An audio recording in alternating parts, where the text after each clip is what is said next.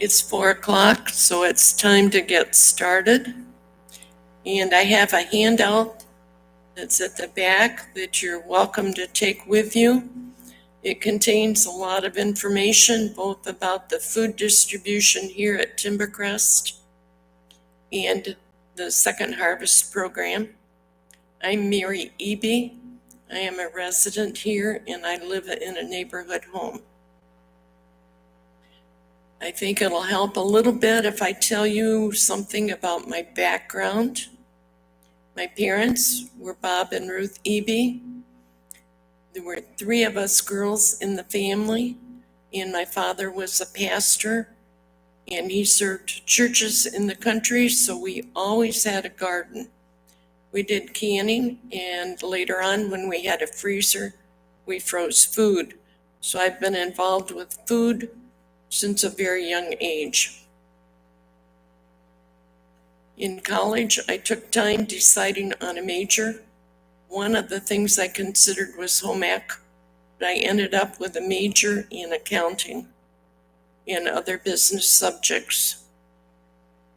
In Brethren Volunteer Service in 1967, I worked at a retirement community, the Farnikiti Retirement Home at Boonesboro, Maryland. It was near Hagerstown.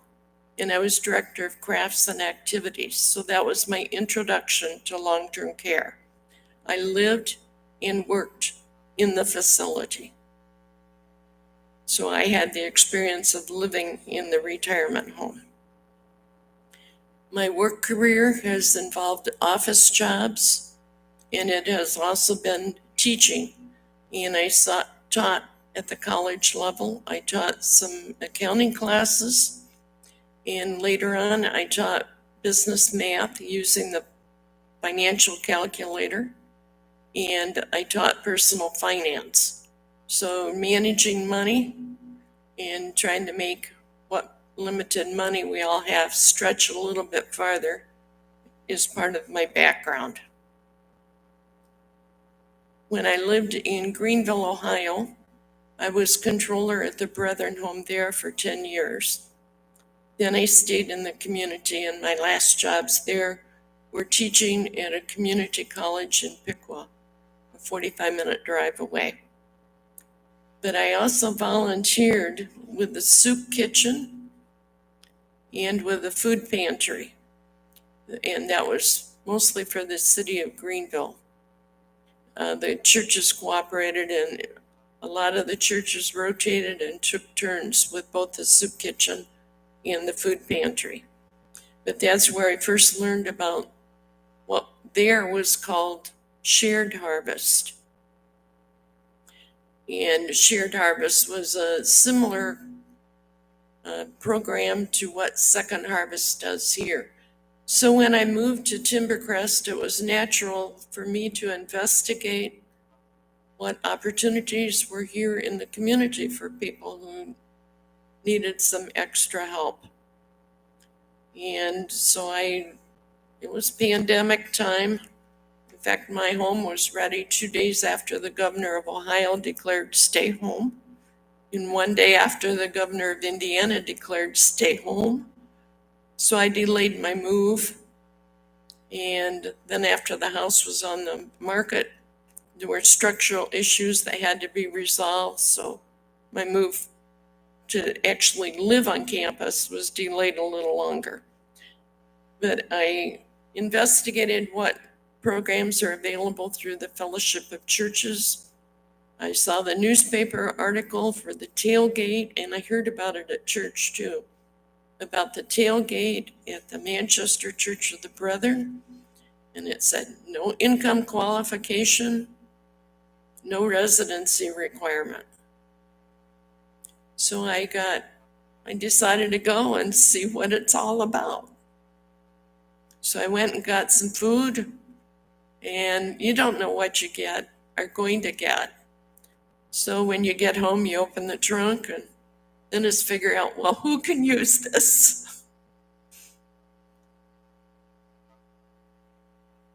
And long about that same time, a friend offered me a bushel of tomatoes.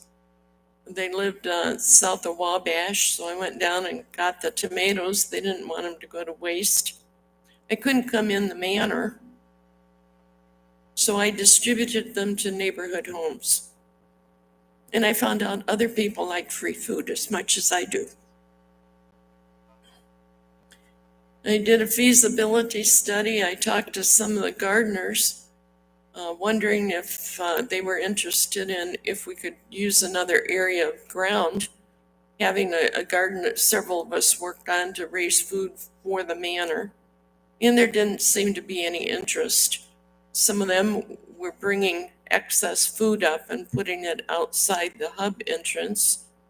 And the feeling seemed to be maybe it's mostly the employees who take it, a piece or two as they head home. Well, I was interested in getting food into the manor where some people don't find it very easy to get out or don't get out and do their own shopping. So the next step was, I think I'd gone to 3 tailgates. Second Harvest has 2 tailgates a month in Wabash County. The second Wednesday of the month, they are here in North Manchester.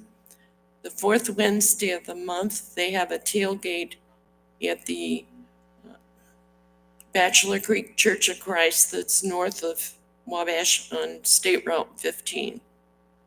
So I went to one down there too, because 2 weeks apart, it'd give me a more feel for what kind of food and whether there were anything new developing quickly. And it was a very similar setup to what they do at the Manchester Church of the Brethren. So I met with Stan Knopfsinger about the idea that Timbercrest should be taking advantage of some of the tailgates and the food that we can get. And Stan's immediate response was, well, Timbercrest can't use it. I said, so? Timbercrest can't use it? I said, what are people in the manor who do their own cooking eating?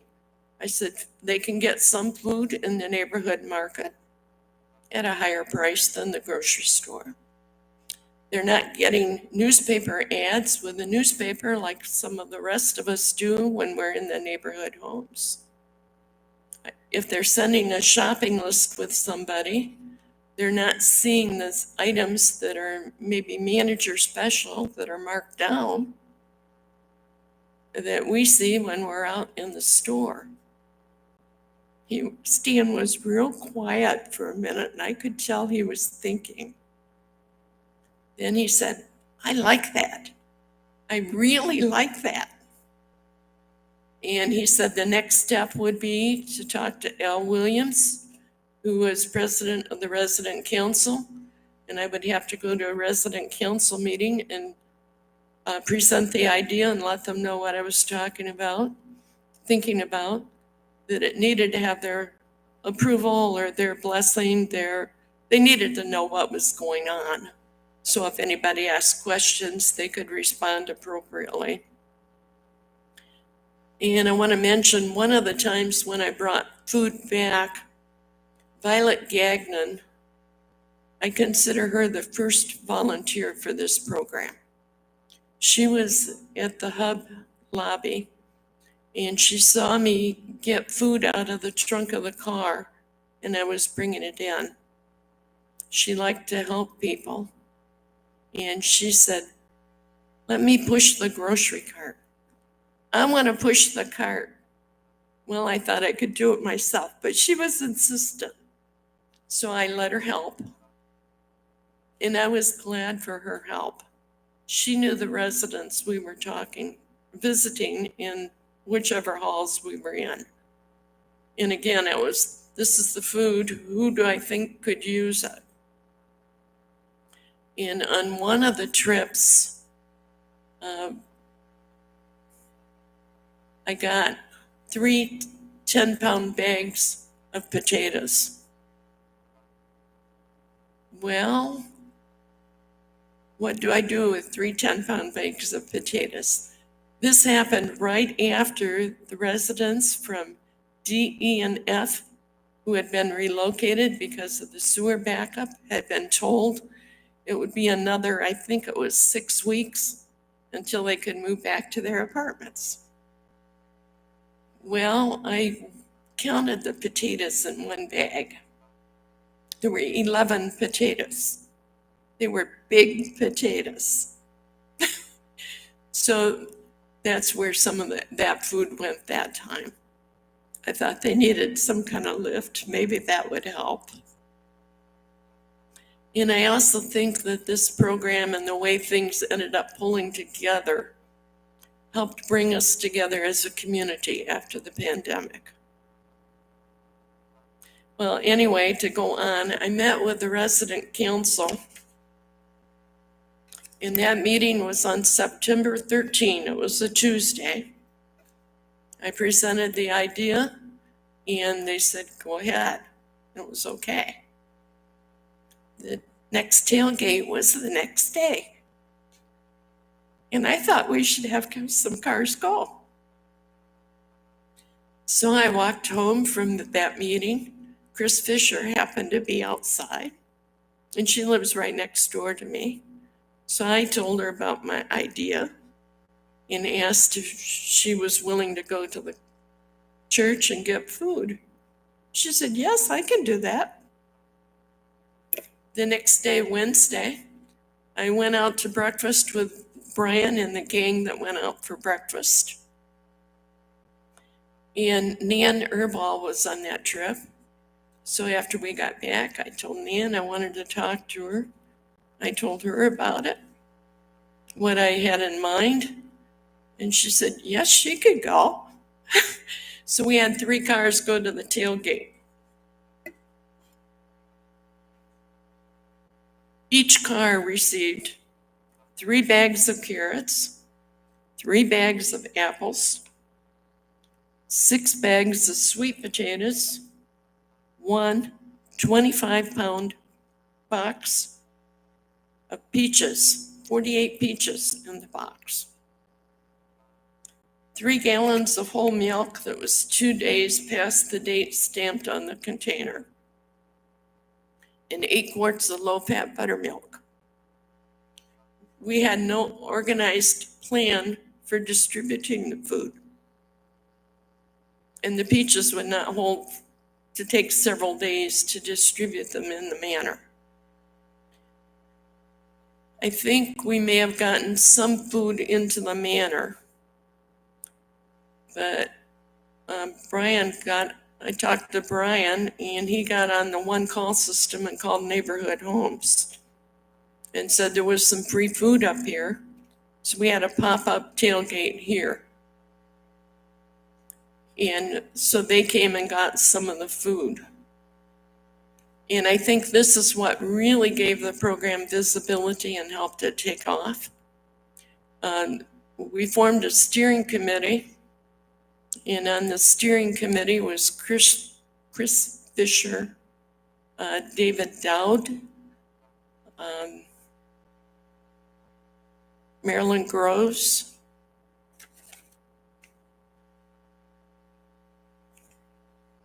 Nan Erball, and me.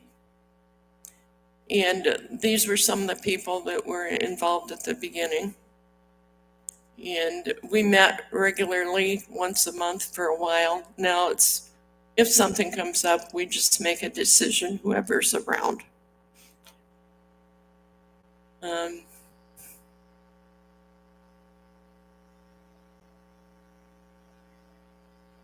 The goals of this whole endeavor really are to distribute food to residents who have the most difficulty doing their own shopping. It's an opportunity for many residents as possible to get some of the donated food. The goal is to distribute food the same day we get it. We do deliver food to a few neighborhood homes for residents who can use a little extra help. We have a few residents who use walkers and they're aging in place in their home. And so it's harder for them to get out and get groceries, even if they do their own shopping or drive their car. And so if we can get some extra food in, it's a social contact that they wouldn't otherwise have. And it's an opportunity for people to try new recipes, maybe a new food that you haven't tried before, or just an opportunity to use something that you wouldn't buy in the grocery store. But since it's free, you'll try it.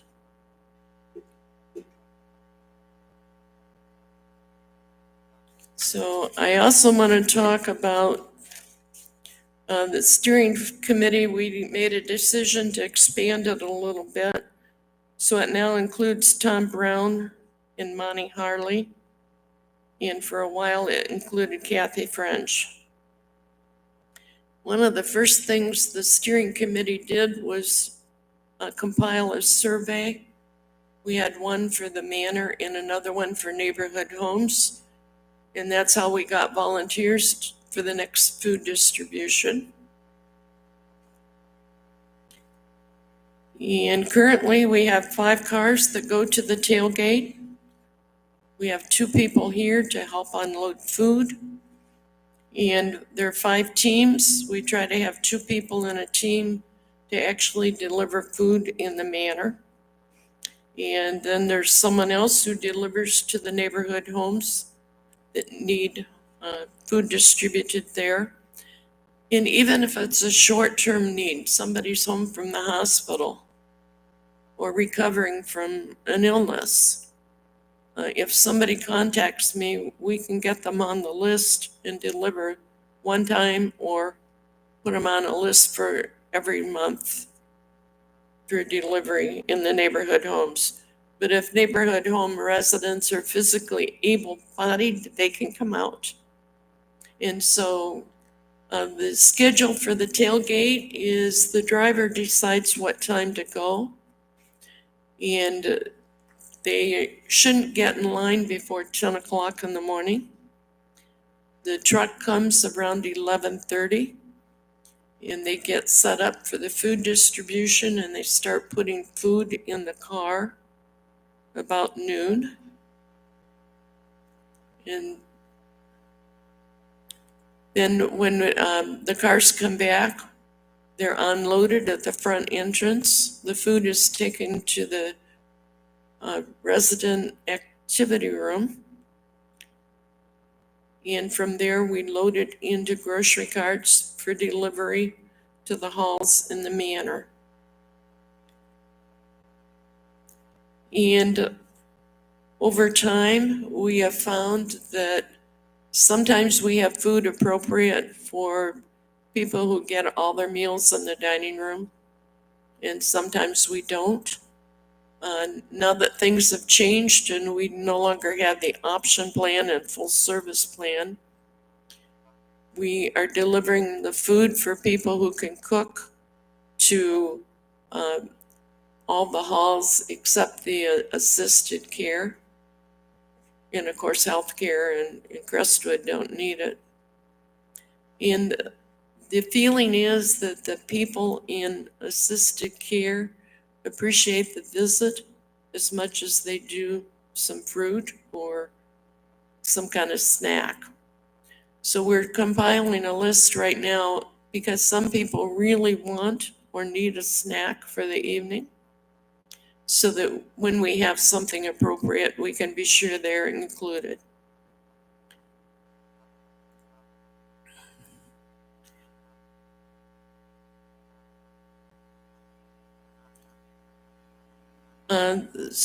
In looking at all the volunteers since we started the program 31 months ago, more than 40 residents have volunteered and helped. And sometimes a resident volunteer brings a visitor. It may be a grandchild or a child or a brother or sister who's visiting. More than 40 residents have volunteered and helped. I just said that. I think it's approximately 60 residential residents now who may be offered food. I say maybe because they may not be home when somebody knocks on the door. And the volunteers can take food home too, so they have a choice of things same as the residents in the manor. So we're trying to start the distribution of food for the volunteers to leave the resident activity room about 1:30 or shortly after, as soon as we can when all the cars are back. I've seen some changes through the years in how things are done.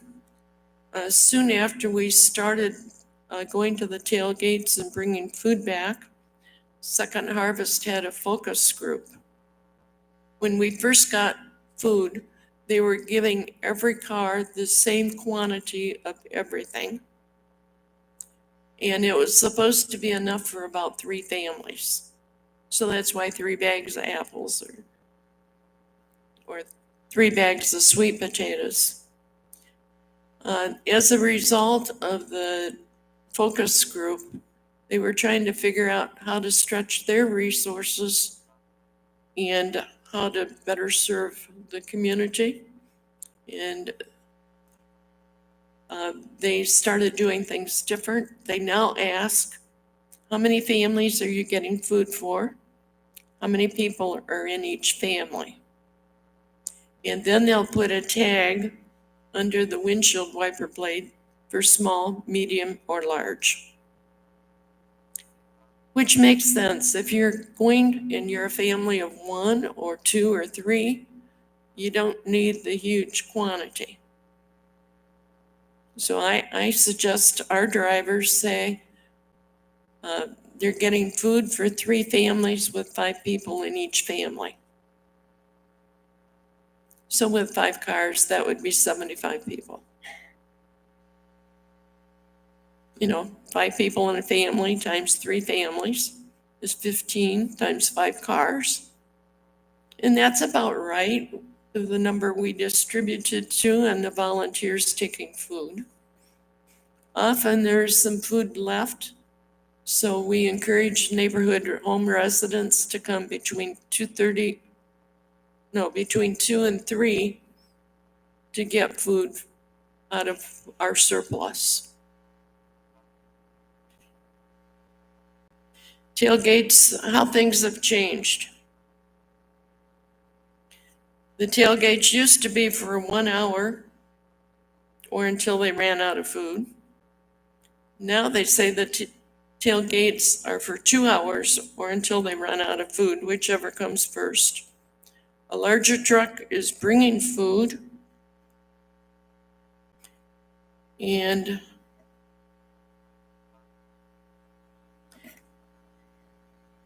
how do I know about things and keep up on things? I often check the website.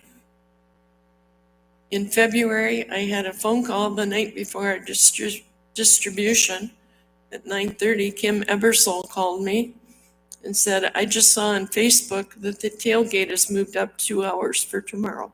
Did you know that? No, I didn't. And so I was mighty glad she called. And so I could contact all the drivers and we could move the schedule up. And that's why the delivery took place earlier in the manner than was scheduled. The weather was predicted to be very bad in the afternoon. The page, the handout on Second Harvest gives you some details on the Second Harvest program. And I'm almost out of time. There's a lot of food donated. And it comes from trucking and logistics companies, retailers, distribution centers, manufacturers. And the handout lists some of the major retail distribution partners. And they have strategic partners that are also listed.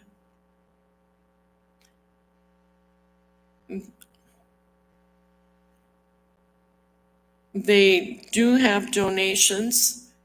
They don't ask for anything from the tailgate. People can just come and get the food.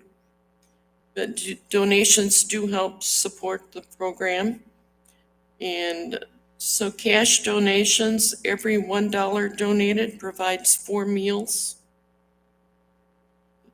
In the memo corner of a check, you can indicate Wabash County Tailgate. Otherwise, it would go into their general fund for all their programs. The donations used for programming are 92%, management is 6%, and fundraising is 2%. So that they make their dollars stretch. They send out, if you donate, they send out solicitations for more money. And I'm frequently seeing things where it's a match gift opportunity. And this one says, thanks to our generous match partner at Anthem Blue Cross Blue Shield, all gifts will be doubled up to $100,000. So that's one of the ways they have these partners that help provide larger sums to encourage individuals to make donations.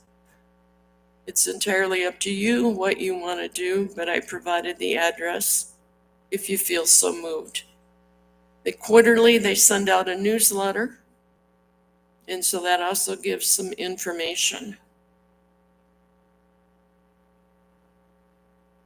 And I think we have a couple minutes if there's a question or two you want to ask.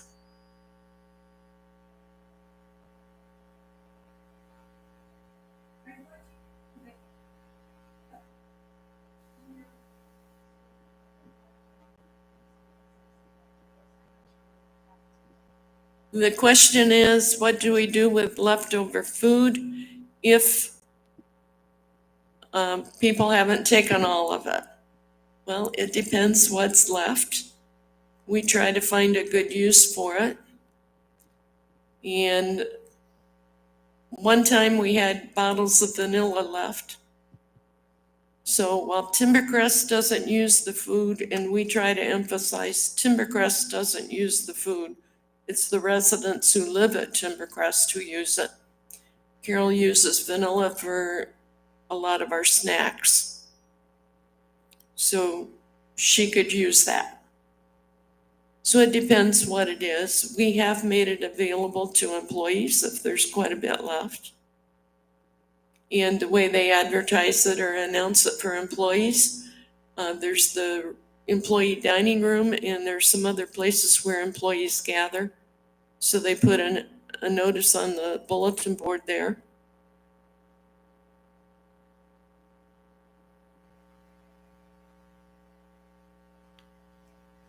Anybody is welcome to come around 2:45 to 3 o'clock to see if there's extra of something.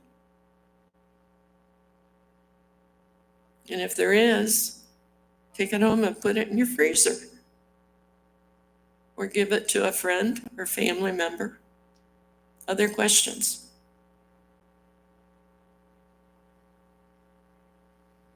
Well, the program has been very successful here because of everybody's participation. And if any of you want to volunteer and haven't, just let me know. Thank you.